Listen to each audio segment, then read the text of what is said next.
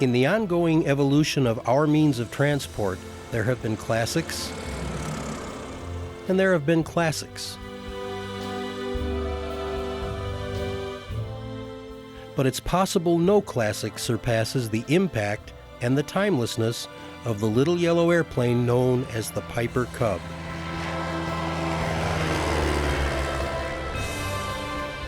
There was a time when Cubs were being built at a rate of one every 20 minutes.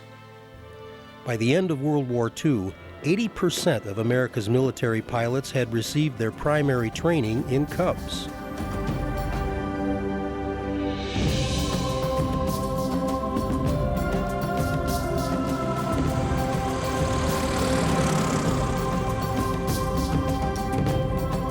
A legacy takes shape over time.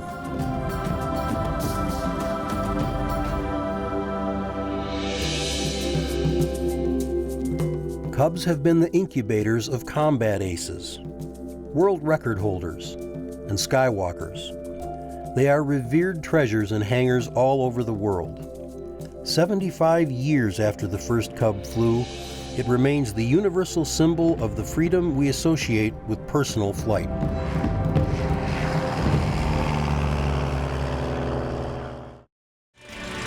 To small airplanes, Piper Cub is like Kleenex or Xerox, a proper name that so defines its genre, it becomes universal. We may speak of the wonder of flight, the power of flight, the convenience of flight, or the speed of flight.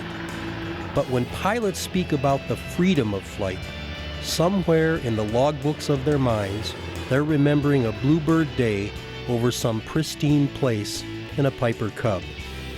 A day when the wind was not a factor, but a brother.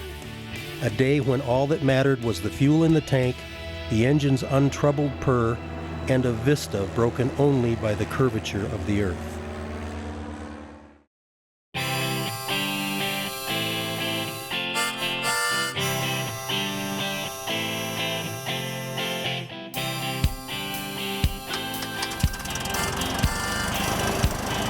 Perhaps the best analogy there is for the hold that the classic Piper Cub has on aviators is that of a first love.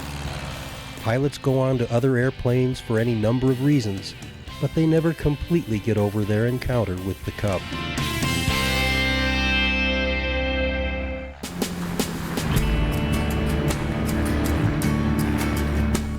John Baugh is a member of the Tennessee Aviation Hall of Fame. He's a high-time, highly rated pilot who flies everything from warbirds to helicopters. But nothing seems to compare to his time in the Cub. Well, it's insulting to go down the interstate, over the interstate, and everybody else is faster than you are. So, but it's not made for that. It's just made. It's the most carefree thing that I own. I don't have a lot of responsibility other than make sure I got oil pressure and got fuel. And all other instruments don't mean anything. In fact, you haven't got any other instruments. So you get to go fly around, and it's the most relaxed thing I can do, like people who fly balloons. It's really wonderful. Obviously, there are two ways to take off in the Cub. You can kind of hold your brakes a little bit, bring the throttle up and get it light on the tail and release your brakes, and then get your tail up, and then you're looking straight down the runway, and then when you reach flight speed, it's going to come off anyway. If you'll just give a slight back pressure, it lifts off. I have a habit of going down the river and following all the curves, and Tennessee's blessed with a lot of good rivers, and there's hardly anyone ever on the river, so I don't worry about fishermen. If I see a fisherman, I'll pull up and away from him, but I get pretty much on the water, and I'll follow it for 10, 15, 20 miles. And that's a good coordination maneuvers. In the old days, we used to follow railroad tracks, and railroad tracks will get you really coordinated. But nowadays, and particularly since 911, when you get down treetops or get around houses or get down low, somebody starts hollering. But they don't bother me over on the water. I've come in the Mustang or on a long trip, business trip, and crawl out of 1,500 horsepower airplane, V12, and crawl in this lane at 75, 80 mile an hour, and go out, and it's about the best unwinding you can do, because there's nothing to do. I mean, you fly, and you'll hear people make reference to the old DC-3 and all, it lands and flies like a Cub. Well, there's nothing flies any better than a Cub.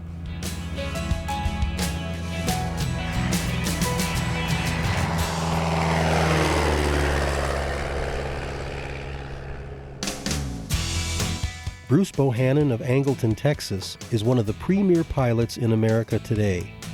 Formerly a legendary Formula One air racer, in recent years he's established 13 absolute world records in the unlimited class for fastest times to predetermined altitudes, or time to climbs. But this pilot who's built a career on going fast says he will always have a Cub in his hangar. He's taught his sons to fly in this 1946 J3 model. It's still his sanctuary on lazy Texas afternoons.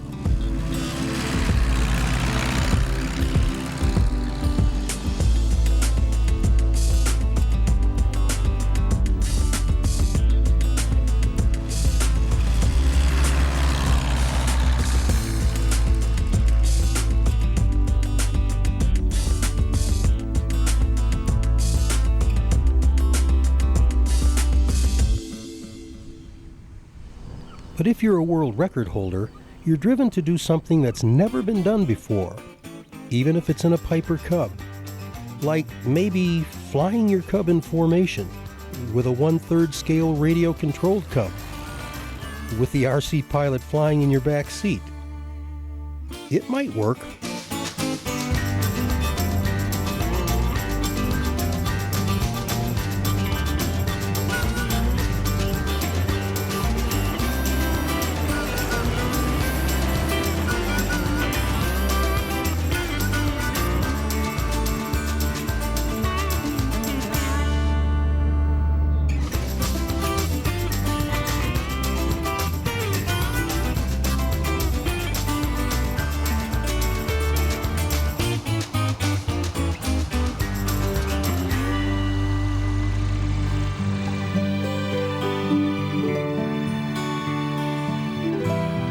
For 75 years, Piper Cubs have been our teachers and our talismans, our comrades and our confidants. We don't strap into Cubs so much as we strap them on.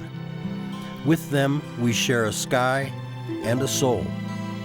On yellow wings ride the memories of 1,000 carefree afternoons and the hope of tomorrow's respite from a world that talks too much.